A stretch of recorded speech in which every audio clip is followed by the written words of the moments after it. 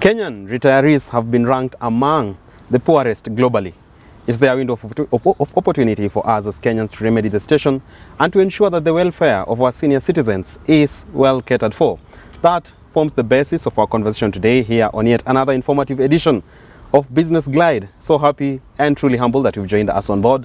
My name is Richard Mwenje, your resident host here on this show that touches on matters public policy, business and economics at large. And with me on this discussion is none other than East Africa's renowned public scholar, the first of his name, Herman Manyora. Welcome back to the city. Finally, I'm back. Yeah, you're a village boy, eh? Yeah, couples of weeks away. Oh. I had been summoned by the Council of Elders. I know. Just from praying facing Mount Kenya like Gachagua. Good. So definitely will be abundant of blessings. Yes. On our way. But you're also going to the village. What for? Yeah, just to see the people. To see the people. Yeah. Not preparing for retirement. To commune with ancestors, gone and present. Gone and present. Yes. Just tell us it's only because you're about to retire. No. You're going to make your way. You know me, I always go in the village. I'm a village boy. Yeah. All right, very well, sir. But actually, it's such a pleasure to see you again. It had been quite a while, and Thank you. Many thanks to all the fans who've been reaching out to me. Where had I gone? Yeah, they have been asking where Richard is. I am finally back. Very well. So straight into today's conversation, and a recent survey has actually shown that globally, retirees, senior citizens in Kenya have been ranked amongst the poorest. And let's start from one of the aspects that is actually making them being ranked as those with low welfare package. That is the housing crisis in this country. We have seen many head into retirement homeless. Some are yet to service their mortgages even while in retirement. And this new administration has come on board with a plan, the housing fund. You contribute 3% towards it so that you can secure a place you can call home eventually in the fullness of time. Do you believe that this is one of the fronts that will actually accord many senior citizens dignity as far as owning a home is concerned? This housing scheme is confusing. It is generating a lot of heat. I think if you ask me, the government should shelve it until it is well understood. Very well. The people who benefit from it are against it. So the government first will need to get a buy-in from the people. Leave alone the retirees, even just active workers, people who still have 20, 30 years, they are not buying into this scheme. So government has a lot of convincing to do. A lot of convincing to do. But then again, just to secure their welfare, even in retirement, has been an initiative to have them increase their monthly contributions towards social security systems, such as the National Social Security Fund, NSSF. We've also seen on matters health a proposal for increased in NHIF contributions. Do you feel that particularly for that one about NSSF, it is the right way for the country to take, much as many have criticized the president's voice on why we really need to up our contributions? You know, a fact you can't escape from or deny is that people pay too little for their retirement through NSSF. And the day the day for you to leave, you realize how little you are taking home. That's a fact. But there is also another fact, side by side. The fact that salaries in this country are so bad that every time you touch even 10 shillings from the salary, you affect the people so badly, so negatively. So here we are, we need to increase contributions to NSSF because it's your retirement, it's your future. But read this against the poor salaries. So I don't know which will go first, which is the egg, which is the chicken. But both need to be addressed. Yeah. Yeah, you cannot go into retirement without some form of security. And government is also confusing. NSSF was for people who are not covered by pension schemes. Now they are forcing everybody to pay. You see, I don't know who advises government. I have a problem. Maybe because I'm mature, I've seen a lot, maybe because I'm a communication and political communication expert. You see, you make it look punitive. You get it?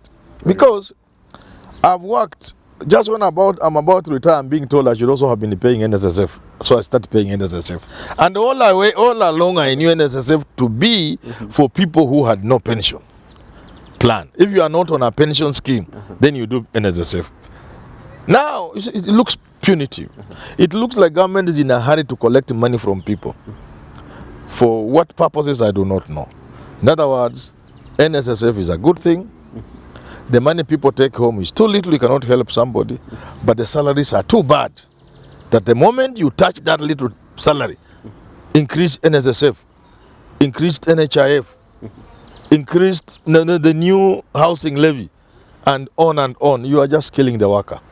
In a bid to actually address remuneration packages for citizens in their respective labor markets, we have seen in tier 1 countries, the trade unions really made enough clarion call and raised their voice enough. Yes. Now we've seen people come on board and really blame, say, Kotu SG, Francis Atwoli, for going to bed with the government, literally not making enough voice about the welfare of Kenyan traders and all those in those unions affiliated with Kotu. Do you think that this problem squarely lies at the doorstep of a somewhat silenced trade union movement in Kenya? You know, Atwoli is a trade unionist, but Atwoli is also a politician. And Atwoli is also a human being and a citizen, and with his rights. And you cannot blame him for interpreting situations in a particular way. There are times you oppose these things, NSSF, housing, NHIF, but now you seem to support the government. These decisions from Atwoli could be interpreted to mean he's reading the signs of the times. Political climate. Yeah. And seeing it is in the best interest of the workers of this country, according to him, that he works with the government of the day. And that this government of the day is not a government you are going to oppose. Let's be very honest. You know, Atwoli could oppose Uhuru and then they meet and laugh. But I think he has calculated, given his relationship with Raila and Uhuru and his past, he has calculated the trade union movement in this country is going to do good to the workers of this country if they worked with the government. So I'm saying it's up to him to interpret the situation the way it is. It is up to him. Yeah, I'm only trying to understand it from my perspective. All right. Advancing this conversation, we are actually trying to understand the author of this problem of retirees heading into retirement and still actively working. And one of the reasons is the huge financing obligation on them when it comes to finance the education of their children and even themselves. In this country, do you feel that the cost of education is way above where we should be as a country? Yeah, you are right, because a recent survey shows about 80% of people who retire don't go home. They are back in Nairobi to look for small jobs here and there. The days of the rungu are back, when people would retire and come back to look for jobs as security guards, watchmen. Nabeba rungu na alikuwa mtu mkubwa. I hear about 80% of retirees coming back. You see, this is a country that has a problem. And nobody seems to understand the problem. Least of all, come up with measures to mitigate the challenges and the problems. And therefore, we are doomed. Because if you look at income levels in this country, they are so low in terms of even salaries that basic survival is a problem. So what government would have done, and which I would do if I was in charge of this government, is to move towards making Kenya a welfare state. So you provide education free, quality education. Quality. Sio bora elimu bora. And then you provide free quality health care. As you move into other areas like housing. What does that mean? That means the little income people get can then be spent on some little saving, on NSSF, on housing, on retirement. And have a good take-home salary. Yeah, and in fact, that will mean when you are retiring, you are able to enter into a post-retirement, into a post-service. People call it post-retirement. I think it is post-service. Yeah. Or even post-retirement is English. In other words, let's be very simple.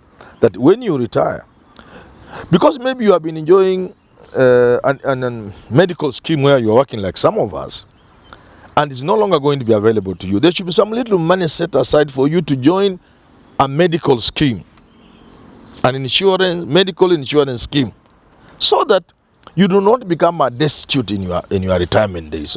So government ought to think the incomes are so low. If government is not able to raise salaries by about 300-400%, which they can't, I'm sure, then they had better ease the burden and pain from Kenyans by providing free education up to university, free medical cover. That way, the little money people earn can be spent on other things, including saving, including retirement. Yeah. Very well. Yeah. But then again, from what has been analyzed by many, even experts, economic experts, is that the president and his administration are actually trying to grow this country through taxation. And the president has justified his move on the finance bill of 2023 and also the taxation that is going to come on board. But do you think the fullness of time, his plan inspires confidence that it is Kenyans going through the taxation, say 20 for now, but in the fullness of time, beyond the horizon, lies probably better tidings? It has been said time without number, and Winston Churchill has been quoted all over, especially these days with this finance bill, that no country can tax itself into prosperity. It's obvious. It can't? You can't now. Taxes, first of all, discourage investment. If a country has very high taxes, now look at this. Employers 3%. You do 3, your employer does 3. Matches 3. NSSF, employer matches. Pension, employer matches. NHIF. So what is happening is this. Ultimately, we discourage investors, and we need employment for young people in this country, like you. So taxes must look at the reality of the country. People are competing for investment, and there are many investment destinations. And one of the things you want to remove from the table of problems to the investor is labor. Labor. So that if it's going to cost you so much to come and produce some things in Kenya, why not go to another country and do it? Secondly, an economy cannot grow unless people have spending power. You get it? Disposable income. An economy will grow if people are able to go to the shops and buy things and pay for services.